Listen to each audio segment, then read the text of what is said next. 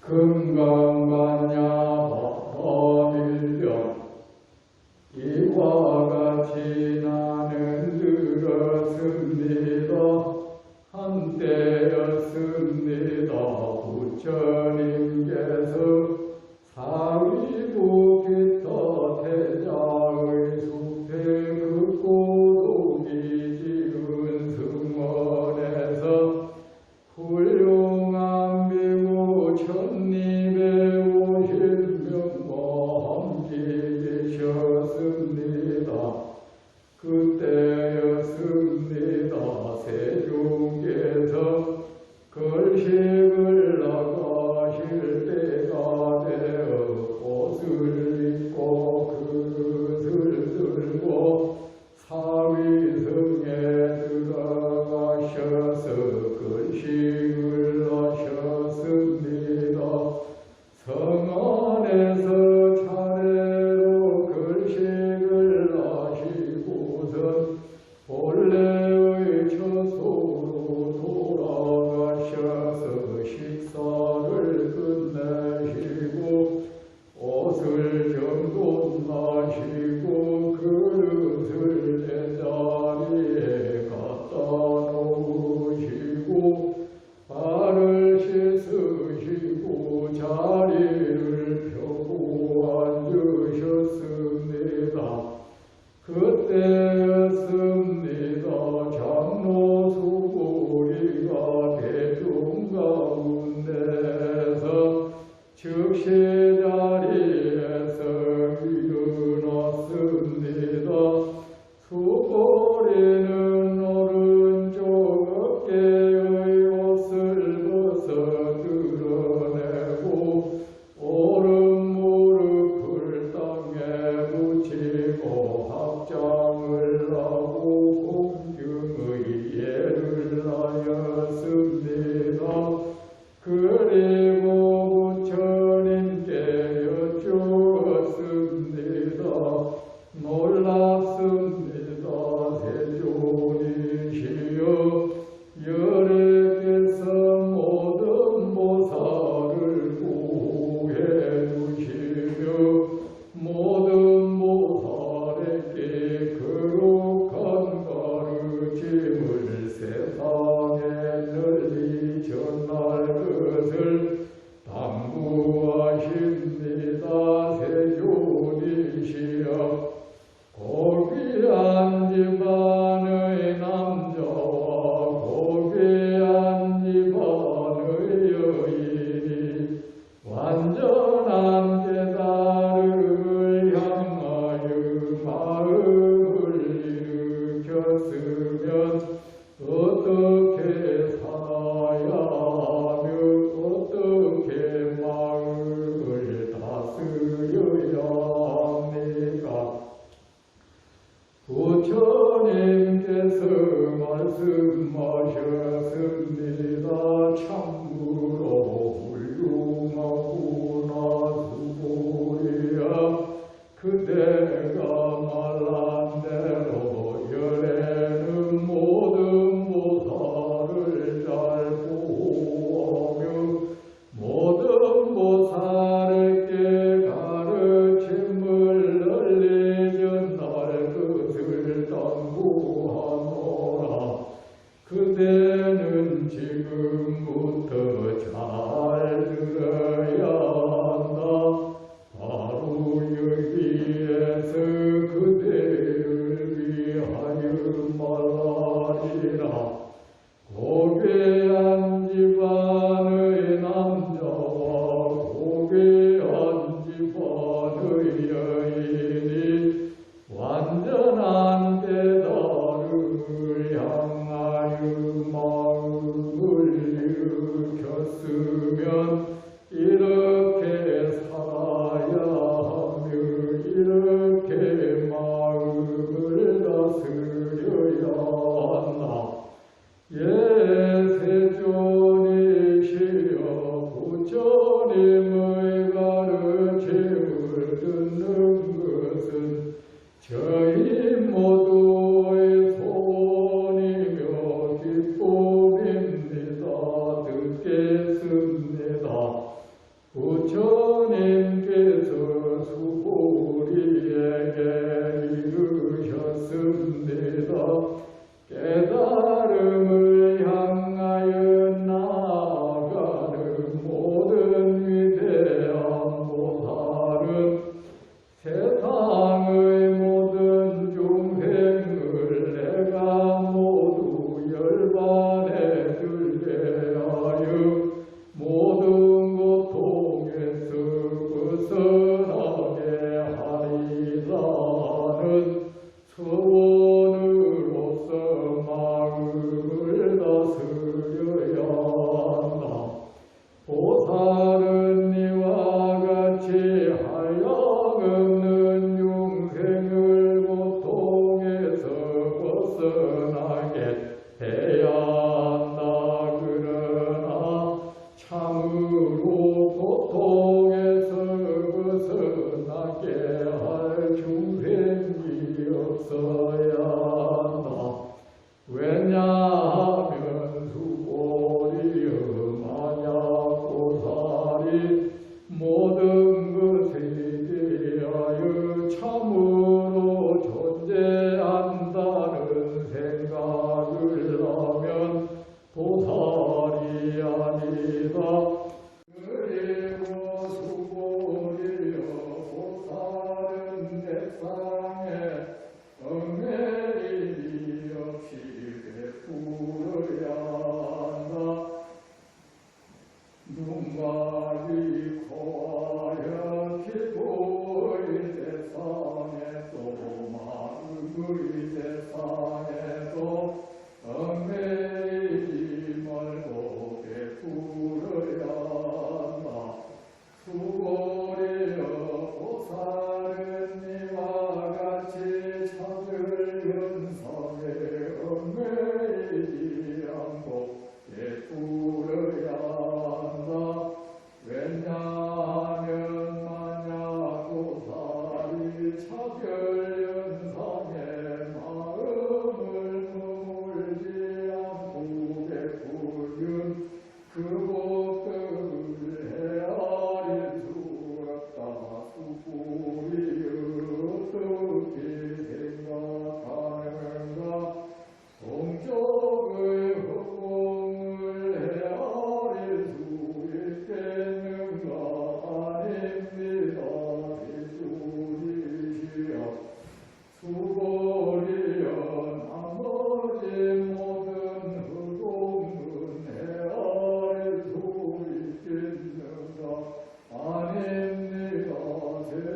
대주리시여 수고리여 보살이 차별 현상에 얽매임이 없이 베푸는 복덕도 이와 같이 헤아릴 수 없다.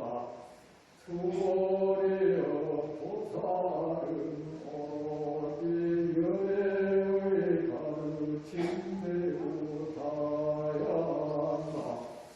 수고리여 어떻게 생각하는가? 신체의 거룩한 특징에 의지하여 열애를 볼 수 있겠는가? 아닙니다. 대주리시여 신체의 거룩한 특징에 의지하여 열애를 낼 수 없습니다. 왜냐하면 열애께서 말씀하신 신체의 거룩한 특징은 참으로 존재하는 것으로서의 신체의 거룩한 특징이 아닙니다. 부처님께서 말씀 수고리에게 이르셨습니다. 모든 거룩한 특징은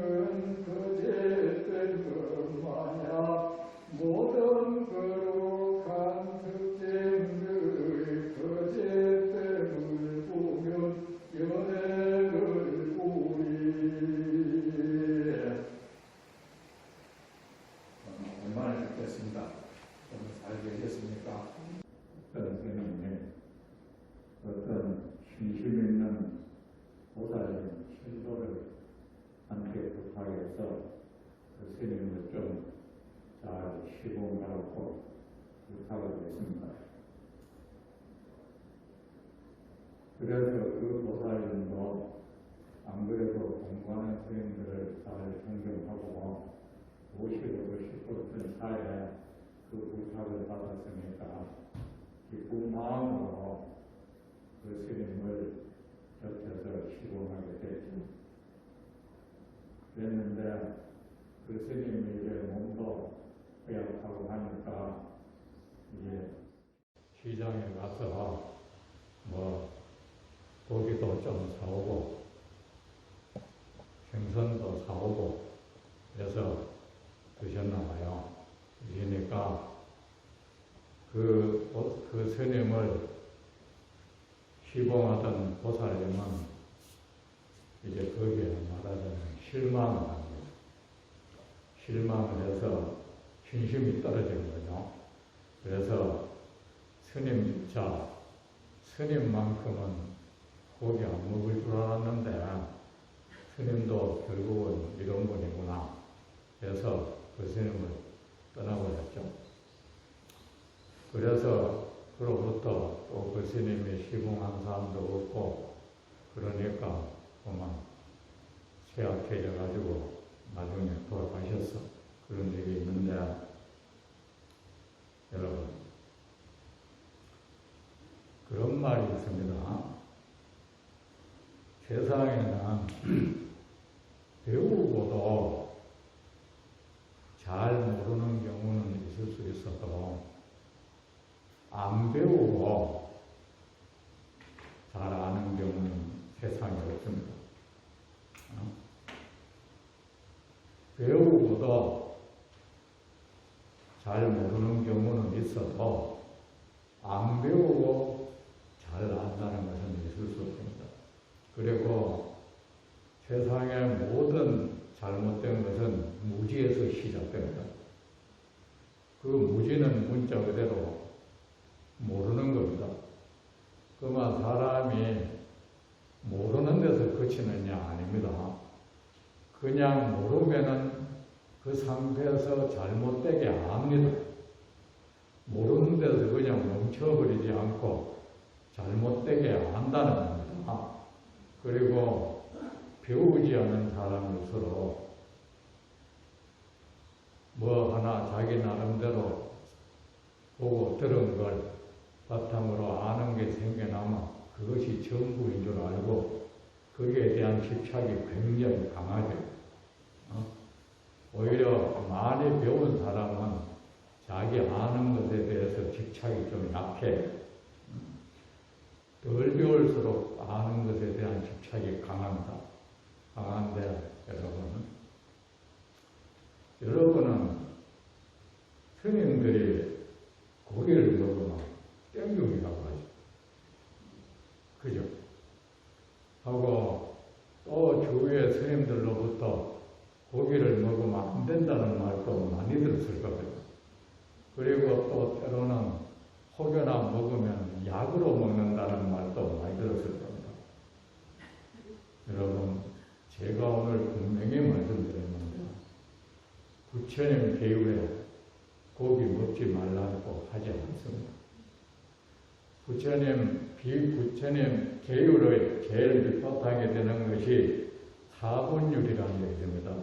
거기에 비구가 먹을 수 있는 음식 5가지가 있는데 그 중에 뭐가 들어있는지 아십니까? 생선과 고기가 들어가 있습니다. 금지시킨 적 없습니다. 금지시키지 않았고 부처님은 고기를 탁한 음식이라고 무슨 말이지 않았어. 만약에 어떤 사람이 스님들이 고기를 탁하다 하면 그 사람이 부처님 법을 잘 모르는 사람이에요. 외도 중에 여러분 3가지 외도가 있습니다. 어떤 외도냐? 첫째는 불법 밖의 외도가 있어. 그거는 우리가 쉽게 말하면 우리 기독교나 저런 유교나 이런 거에 것이 이제 외도입니다. 아셨죠? 외도고, 그건 구분이 쉬운데 또 하나가 있습니다. 부불법이라는 말이 있어요. 그 부자가 붙을 부자예요. 자기는 가슴에 손을 얹고 생각해도 나는 불자다.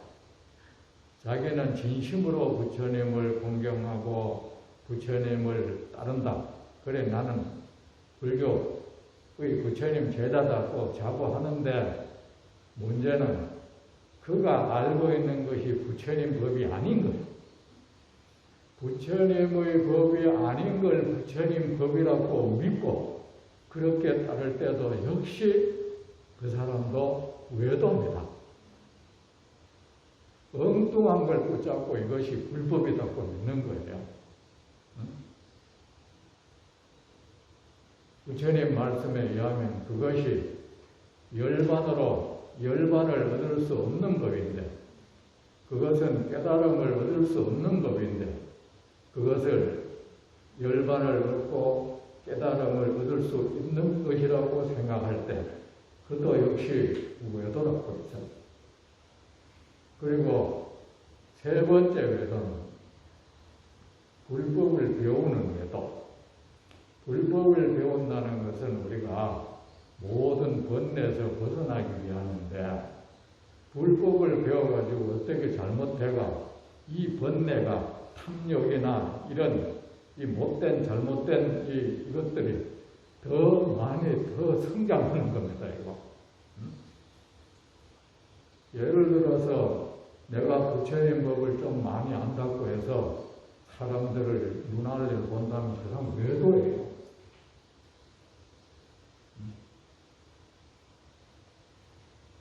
이 모든 것이 왜 그랬겠습니까? 못 배워서 그렇다. 못 배우고 모른다는 것이 얼마나 위험하고, 그 보살님이 자기는 아마 스님들로부터 들었을 거예요. 스님 거기 뭐가 잘못됐고, 여보세요. 부처님이 허용한 것을 왜 마음대로 안 된다고 하는데, 오늘 내가 분명히 말씀드렸는데, 어떤 스님이 고기는 탁한 음식이라고 얘기한다면 그 사람 외도예요. 그리고 탁하지 않는데 엉뚱한 데 의해서 자기의 청정을 과시하고, 고기 안 먹는다는 이유로 자기가 청정하다고 생각한다면 그 사람 자체가 잘못된 사람이에요. 아셨죠? 분명히 단지 먹어서는 안 되는 것은 내가 직접 때려잡아서 먹거나, 아셨죠? 남한테 저거 한번 잡아다오 해서 먹거나 이런 것만 안 하면 돼요. 그리고 어떤 경우에는 그러죠. 스님이 먹으면 약으로는 먹을 수 있다. 그것도 잘못된 거예요. 왜냐하면 약으로는 먹을 수 있다는 말을 한다는 것은 그것이 먹으면 원래는 먹으면 안 된다는 것이 깔려 있는 거야. 어디 부처님이 고기만 약으로 먹으라 했습니까? 모든 음식을 약으로 먹으라 했지, 고기를 약으로 먹으라 말한 적 없어. 단지 술 같은 거는 부처님이 금지시켰어요. 만약에 몸이 아파서 의사가 이 약주, 요새 약을 서로 담근 경우가 있다. 그렇다면 그것은 이제 방편으로 약을 삼아 먹는다고 말할 수가 있지만, 고기는 꼭 약 삼아 먹지 않아도 돼요. 그냥 음식으로 먹으면 되는 겁니다. 알겠죠? 그래 우리가 보세요. 배워야 되는 거예요.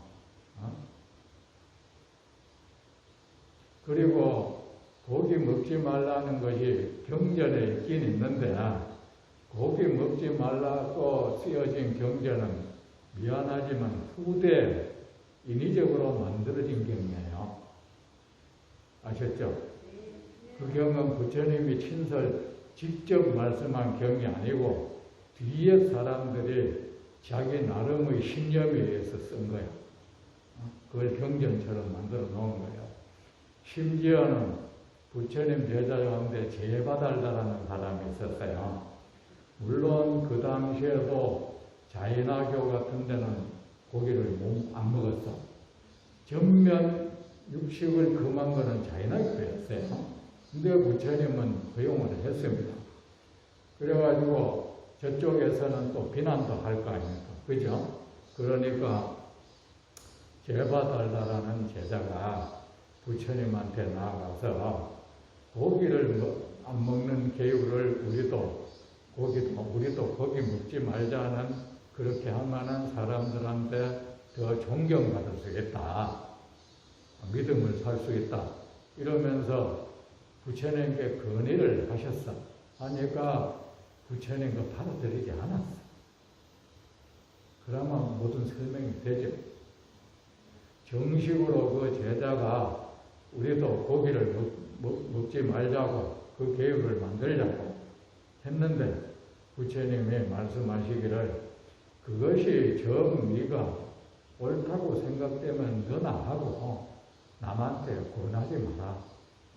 그리고 그거를 고기 먹는 사람을 잘못된 비유라고 비난도 하지 마라. 그러면 무슨 설명이 필요합니까? 그죠? 그래, 우리가 지금 단지 부처님이 못 먹게 한 거는 종류가 있어. 코끼리 있잖아요. 옛날에는 그 코끼리는 좀 신성시했어요. 신성시했으니까 못 먹게 하고, 소고기도 우리나라와는 달리 옛날에는 그 인도에서는 소를 신성시했어. 그러니까 못 먹게 하고, 그 다음에 이제 맹수, 사자, 호랑이, 표범, 하이에나 이런 거 있잖아요. 그거는 뭐냐면은 그거 몰랐고 옛날에 사냥꾼들이 스님들한테 그거를 잡아가 고기로 바치려고 하다가 오히려 공격받아가 사고도 나고 하니까 안전상 못 먹게 한 거거든. 그리고 개고기도 이제 먹지 말라는데 개고기는 사람하고 참 친숙하니까 먹지 말라 했고, 그 나머지 여러분 생선이나 이런 거 이미 음식화되어 있는 거 있죠? 이런 거 가지고는 원래 절에서 고기 먹어도 괜찮아요. 우리가 잘못된 가르침이 이래 내려오면서 고기 먹는다고 해서 그 스님이 잘못 막 사는 사람이다. 고기 먹는다고 막 사는 사람은 아니에요. 아셨죠? 그래, 이제 그게 뭡니까? 우리가 절에 다니면서 안 배우는 거야. 안 배우고 배우지 못한 잘못된 사람한테 그 고기 먹으면 안 된다는 그런 사람도 그 스님도 공부 안 한 스님이에요. 공부를 안 해. 지도 이제 들은 것만 가지고 얘기하는 거야. 탁한 음식이다. 그런 생각까지는 이 사람이 잘못된 견해를 가지고 있다고 생각해. 만약에 고기가 탁한 음식이라면 사람은 고기 덩어리인데 이 자체가 탁한데 뭐가 깨끗해지겠어요? 안 그랬습니까?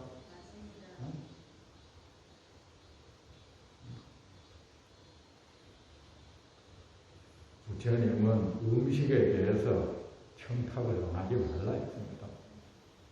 있는 것이지. 그래, 이런 아무것도 아닌 거 가지고 우리가 잘못 배운다는 게 얼마나 위험합니까? 거짓말도 한단 말이야. 제가 알기로는 제가 아는 게 다는 아닌데 제가 아는 스님들 중에서는 99.99% 고기 다 먹어. 먹는데 문제는 어떤 사람은 솔직하게 먹는다 하고 어떤 사람은 안 먹는 것처럼 위장을 하더라. 왜 그걸 가지고 거짓말을 하고 사는 말이야? 마치 추상 같은 모습을 보이고 그래 아마 신도가 나를 존경할 거라 싶어서 우리 스님은 정말 엄격하구나 하면서 그거 다 위선인 거예요. 아셨죠? 자, 여러분 오늘 거 이제 수고리 합시다. 수고리여 제일 마지막 읽은 거 있죠? 봅시다. 우리 좀 배웁시다. 배우자고. 수고리여 어떻게 생각하는가? 여러분, 경전을 보는 것은 부처님 앞에서 부처님과 대화하는 거예요. 아셨죠? 경전을 보는데 여러분 그냥 수고리하고 이런 건강경이라는 책을 공부한다 이런 생각하면 안 돼. 내 앞에 부처님이 계시고 그 수고리 대신에 난 거야. 내가 지금 부처님과 의심나는 걸 묻고 부처님은 나에게 설명해 주신다고 생각을 그래 해야 돼요. 수고리여 하는 것을 이제 내가 의성이라면 의성이여 어떻게 생각하는가 이래 들으면 돼요. 신체의 거룩한 특징에 의지하여 열애를 볼 수 있게 되는가? 아닙니다. 세존이시여 신체의 거룩한 특징에 의지하여 열애를 뵐 수 없습니다. 자, 여러분 이 대목을 한번 한마디 한마디 짚어가면서 한번 사유해 봅시다. 사유하고 우리도 한번 돌아봅시다.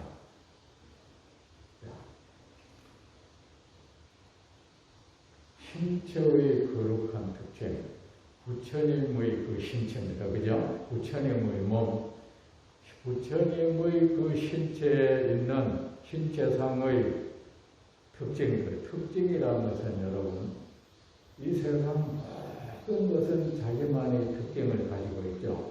그죠? 사람도 다 나름의 특징을 다 가지고 있죠. 그 특징에 의거해서 우리는 식별을 할 수가 있죠. 그 사람은 누구나. 그죠? 목소리도 그렇죠. 목소리마다 전부 그 목소리가 가지고 있는 특징이 있잖아요. 그걸 우리는 옛날에 배우기를 소리 맵시라고 했다. 그죠? 그 목소리마다 그 특징이 있으니까 그 목소리를 들으면은 저게 누구 목소리다 하는 거 알잖아. 그렇죠? 그래, 세상 모든 것은 그들 그 나름의 특징을 가지고 있고 그 특징에 의지해서 우리는 다른 사람들이 그것을 식별을 할 수가 있다. 다른 것과. 만약에 이 사람과 저 사람 내가 아무리 나만의 특징이 하나도 없다면 세상 사람들은 누구도 나를 알아볼 수가 없어요. 전부 똑같이 돼버리니까. 그죠? 쌍둥이는 왜 알아보기 힘들어요? 그 특징들이 두 사람끼리는 거의 공유를 하거든. 비슷하거든. 비슷하니까 우리가 식별하기가 어려운 거죠. 그런데 부처님도 역시 몸을 가지고 있는 분이고 부처님만의 특징이 또 있을 거다. 그리고 그 부처님의 몸은 우리 몸이 가지고 있는 우리 관상이라 합시다. 우리가 가지고 있는 관상이 우연히 생겼습니까? 여러분의 그 얼굴 피부, 그 눈썹, 눈 생김새, 코 생김새, 입 생김새, 또 이 윤곽, 이 모든 것이 우연히 그렇게 생기게 되는 겁니다. 그것은 바로 그 사람에게 흐르는 에너지죠. 어떤 에너지입니까? 업 에너지예요. 무 에너지. 우리는 이 세상에 태어날 때 음력에 의해서 과거생에 우리가 어떤 업을 지었단 말입니다. 그 업의 나머지로 업 에너지가 생겼어. 사람이 죽으면은 업 에너지가 나와요. 우리가 흔히 말하는 영혼은 없어요.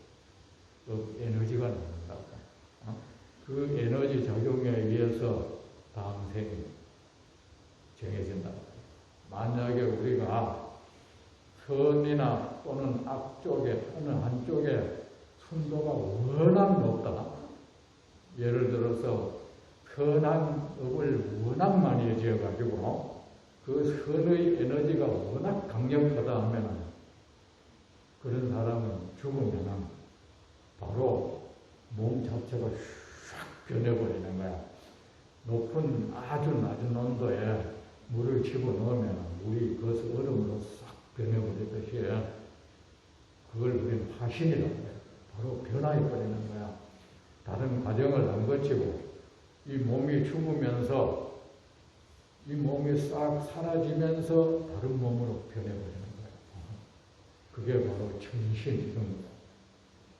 여러분이 만약에 선업을 워낙 지으면 그래 돼버리고 또 반대로 악업을 워낙을 지어버리면은 이 악의 에너지가 온몸을 휘감고 있다면은 죽으면 뭐야? 이 몸이 사라지면서 그 강력한 그 악한 그 에너지에 의해서 그 지옥 중생을 확 바로 변해버려요. 그래서 그걸 우리는 화신이라고 해요. 변화된 화신이라는 말 들어봤죠? 응? 그 지옥 중생이나 천상 중생은 그 음력에 의해서 변화되어버립니다. 그 나머지는 이제 비중이 비슷비슷하면 어느 정도 또 시일이 이렇게 걸리겠죠, 그죠? 그런데 우리 몸에 이래 생기게 한 건 전부 이래 우리 몸에 흐르는 업의 에너지예요. 우리를 이 세상에 내보낸 것은 여러분이 과거 생에 지은 업 에너지예요. 음력이라고 해요, 불교에서는. 그 음력이 우리를 이 세상에 업의 힘에 의해서 우리는 밀려옵니다. 내가 선택한 것이 아니다. 밀려옵니다. 그리고 부처님 같은 분들은 밀려온 것이 아니고 과거 전생으로부터 나 중생을 제도하겠다는 이 원이 워낙 강해. 그래서 그 원의 힘에 의해서 이 세상에 오는 거야. 부처님이 이 세상에 오게 한 것은 원력이고 원의 힘 있잖아요. 염원의 힘이고 우리는 음력에 의해서 이 세상에 와요. 그리고 우리 모든 사람들이 제마다 가지고 있는 그 다른 특징은 그 업이 다르기 때문에 그가 지은 업이 다르고 업이 다르니까 업에 따른 에너지가 각각 다른 거야. 다르니까 그 제각각 다른 그 업의 에너지 때문에 우리의 생김새는 전부 달라. 목소리도 다르고 그 업의 에너지로 인해서 우리 운명도 전부 다른 거예요. 자, 그렇다면 부처님은 이 세상에 어떻게 왔어요? 과거 생에 쌓이고 쌓인 도살생 그 선한 업의 힘으로 이 세상에 와서 그러면 어떻습니까? 여러분,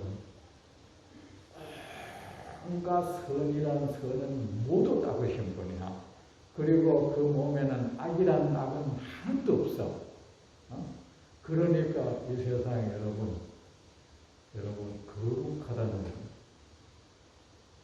말 들어봤죠? 무엇이 거룩합니까? 선이 거룩한 것입니다. 선을 빼고 거룩한 것은 이 세상에 존재하지 않아요. 우리가 청정을 논하죠. 선이 바로 청정을 것입니다. 선을 뛰어넘는 그것이 있다는 거 믿지 마세요. 선을 제하고 성스럽다는 것도 뭡니까? 선이 성스러운 거예요. 선이 성스러운 것이고 선이 거룩한 것이고 선이 청정한 것입니다. 그 밖에 선, 거룩함, 성스러움, 청정을 논하지 마세요. 그러면 그것은 뭡니까? 관념의 유희가 돼 아무 이익이 없는 뜬금 잡는 관념이 돼요. 그러면은 부처님께서 선업이 바로 거룩한 업이죠. 그죠? 먼저 말씀드렸잖아. 자, 한번 반복해 드릴게요. 총비한 가문의 후예들이여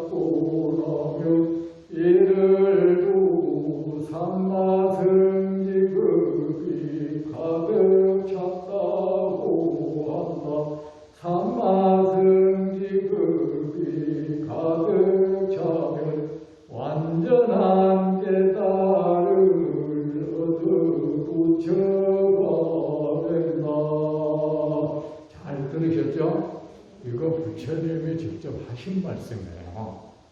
응? 여러분, 성스럽다. 부처님은 이 세상에 온갖 거룩한 업을 지었어. 보살행위란 뭡니까? 이 선업이야. 아셨죠? 그러니까 여러분, 선을 떠나서 청정을 말할 수가 없고, 선을 떠나서 거룩함을 말할 수가 없고, 선을 떠나서 성스러움을 말할 수 없어. 선을 떠나서 보살행을 말할 수가 없어. 그리고 그 선은 바로 뭐합니까? 이 세상을 이롭게 하는 거야. 아셨죠?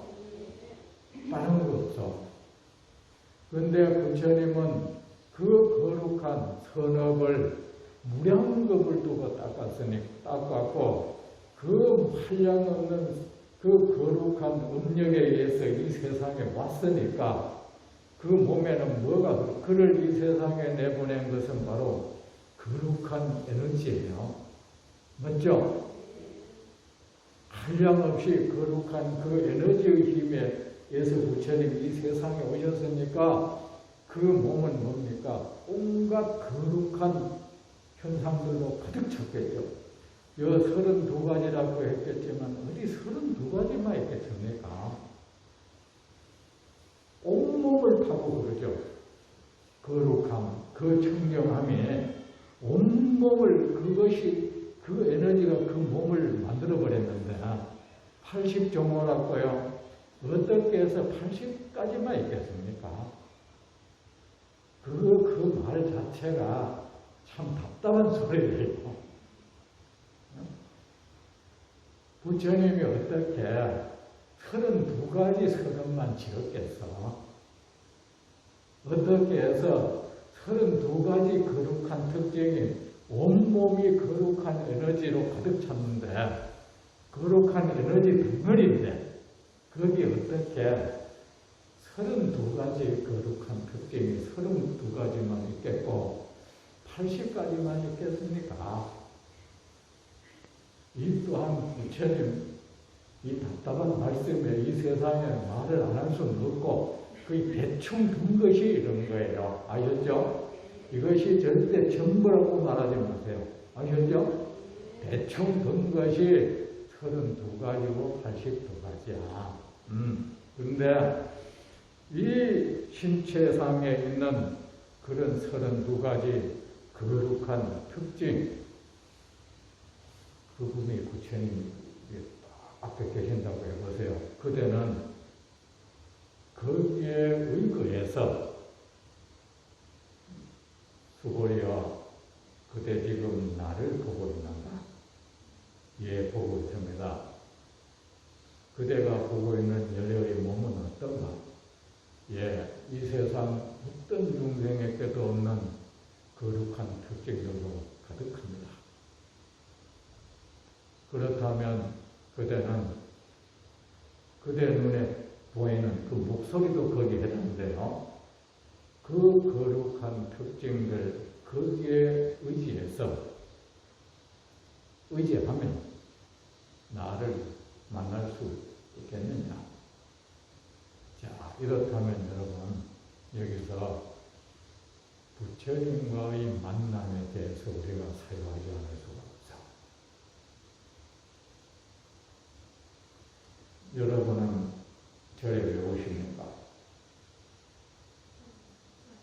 부처님 뵈러 왔잖아요. 맞죠? 그러면 여러분은 부처님을 만났습니까?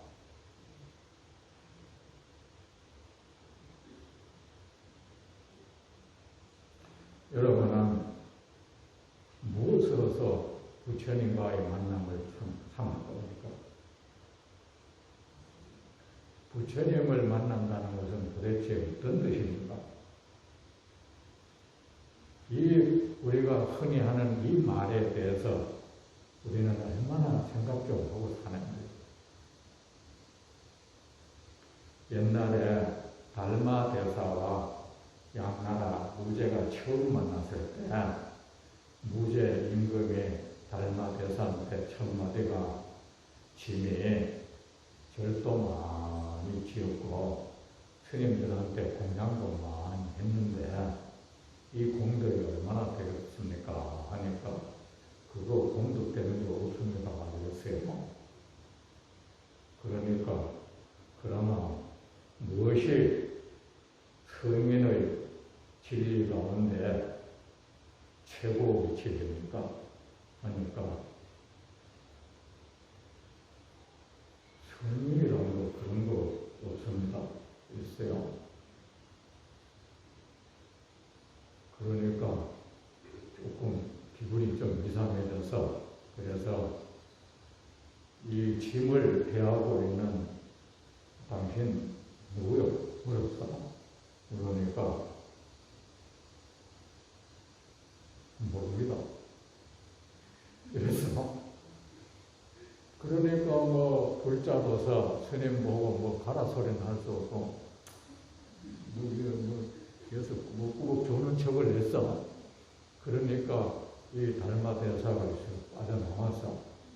빠져나가고 한참 뒤에 거기 지공이라고 하는 또 공중에 하는 한 스님이 있었어. 그 스님을 불러다가 아까 그 좋은 거 어떤 중이야? 그러니까 그거는 바로 관세음 보살의 파신입니다. 관세음 보살이 대왕을 제도하기 위해서 왔습니다. 그러니까 깜짝 놀래가지고 그러면 빨리 가서 그거 모시고 와라 하니까 어느 나라 사람이 가도 그거는 무지할 것이다. 그래서 배워졌어. 그리고 얼마 뒤에 이제 이분이 이제 죽었다, 그죠?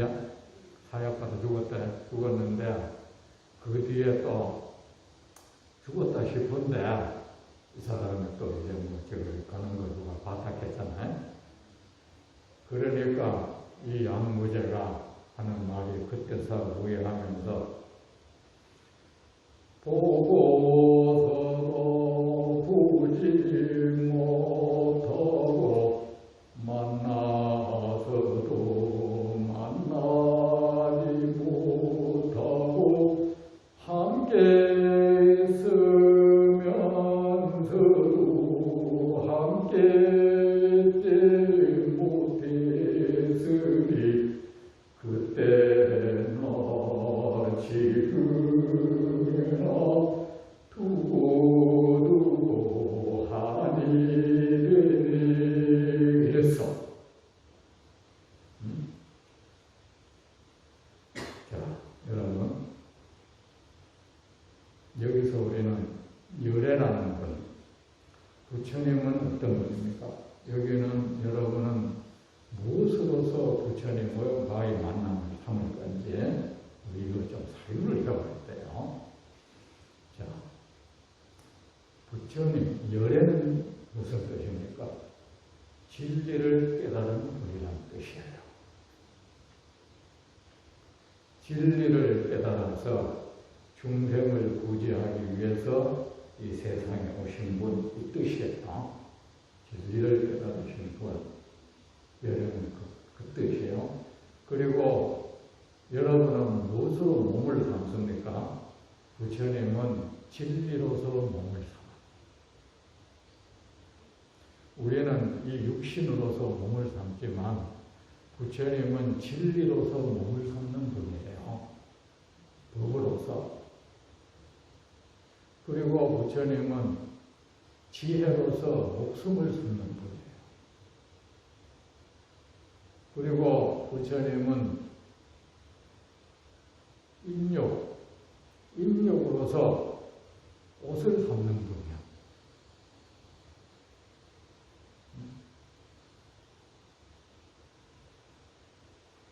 우리하고 다른 분이잖아. 그죠? 그렇다면은 부처님은 진리로서 몸을 삼는 분이니까 진리를 봤을 때 풀어서 그 사람은 부처님을 만난 거야. 진리와의 만남이 바로 부처님과의 만남이다 이겁니다. 몸은 어떻습니까? 부처님이 뭐라고 말씀하셨습니까?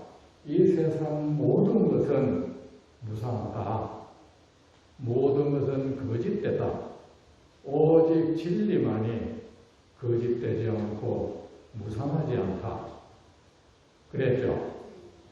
그리고 이 세상 모든 것은 우리의 의지처가 될 수 없다. 왜? 그것은 거짓된 거니까. 그것은 무상한 거니까. 거짓되고 무상한 것에 의지하면 어떻게 되겠죠? 고통을 만난다. 고통이 그대를 따른다 했습니다. 이 세상 모두에도 의지하지 말라고 한 것은 세상 모든 것이 진실되지 못하니까. 진실되지 못한 것을 의지하면 어떻겠습니까? 고통을 따르죠. 고통이 따라오죠. 영원하지도 못하고 진실되지 못한 것에 의지하면 어떻게 되겠습니까? 결국은 허망한 일을 당하겠죠. 그래, 자, 이 말씀 뭡니까?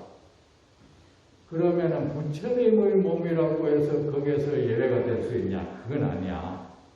여러분, 이 세상 모든 것은 일어났다 꺼져가는 거품과 같아.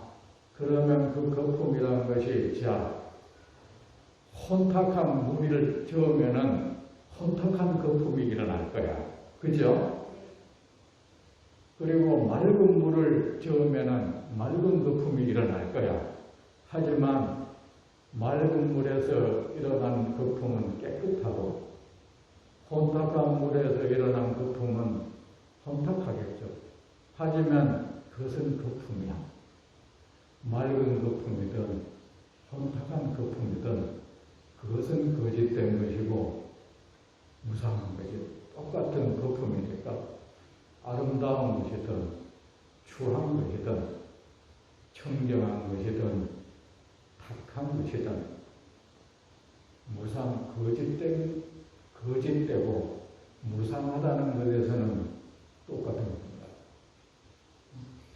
그래, 부처님의 몸, 부처님의 비록 무량겁에 걸친 청정한 보살행의 과보로서 그 거룩한 보살행의 과보로서 이런 거룩한 몸을 받았지만은 이 몸 또한 깨끗한 물에서 일어난 깨끗한 거품과 똑같다. 거짓되고 무상하기로는 똑같아. 그런데 네가 수고리야, 이 거짓되고 무상한 하지만 너희 눈을 현란하게 만든다. 그죠? 깨끗한 물에서 일어난 거품은 참 영롱하고 보기가 좋겠죠. 그죠? 이 거품 같은 뽀글뽀글뽀글한 이 거품이죠. 이렇게 덧없이 일어났다 덧없이 사라져버리는 이 열애의 육신에 네 마음이 의지하고 있다면, 이 육신에 네 마음이 홀릭된다면 여기에 네가 애착을 가지고 여기에 온갖 애착심이 생기고 온갖 외경심이 생기고 해서 이 몸 자체를 그렇게 여기고 나를 본다면 그대가 열애를 만날 수 있겠느냐? 내 열애의 몸은 진리인데 너 진리를 만날 수 있겠느냐? 이 뜻입니다. 여러분, 이해가 되십니까? 여러분이 이해될 수 없다면 여러분이 머리 나빠서 그런 것도 아니고 공부 못해서 그런 것도 아니고 단지 우리는 여러분 보세요. 이것도 어부의 문제입니다. 누구한테 시비지사 들으면 금방 알아듣죠. 그죠? 말하기도 전에 알아들어버리죠. 왜? 우리의 삶이 그것이니까. 그런데 이런 말들이 여러분이 쉽게 안 오는 것은 이 말이 낯설기 때문입니다. 여러분은 이런 말을 들어본 적이 없어. 들어본 적도 없고 이런 글도 본 적이 없어. 낯서니까 어렵게 느껴질 겁니다. 하지만